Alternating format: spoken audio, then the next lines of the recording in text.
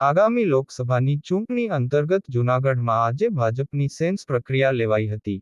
જિલ્લા ભાજપ કાર્યાલય ખાતે આયોજિત સેન્સમાં પ્રદેશ ભાજપમાંથી બીના આચાર્ય, મનસુખ ખાચરિયા અને વિક્રમ ચૌહાણ ખાસ હાજર રહ્યા હતા।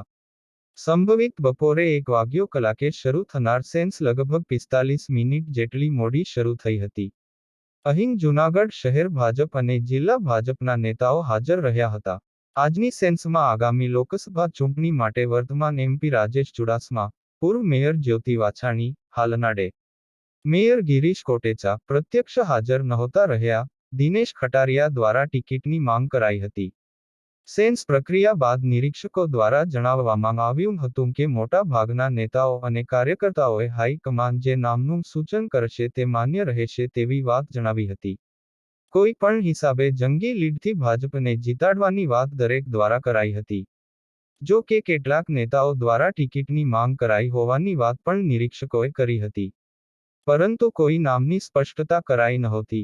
વધુમાં ટિકિટની માંગ કરનારની સંખ્યા બહુ જ ઓછી હોવાનું પણ જણાવ્યું હતું। આ ક્ષેત્રની અંદર વિવિધ કાર્યકર્તાઓને સાંભળી, વિવિધ સંગઠનોને સાંભળી અને ખૂબ જ સુંદર રીતે આજની જે પ્રક્રિયા ચાલી રહી છે, લોકોનો ખૂબ ભારતીય જનતા પાર્ટી માટે, મોદી સાહેબ માટે અતૂટ વિશ્વાસ છે અને ખૂબ જ સુંદર રીતે કામગીરી જિલ્લા અને મહાનગરની ચાલી રહી છે।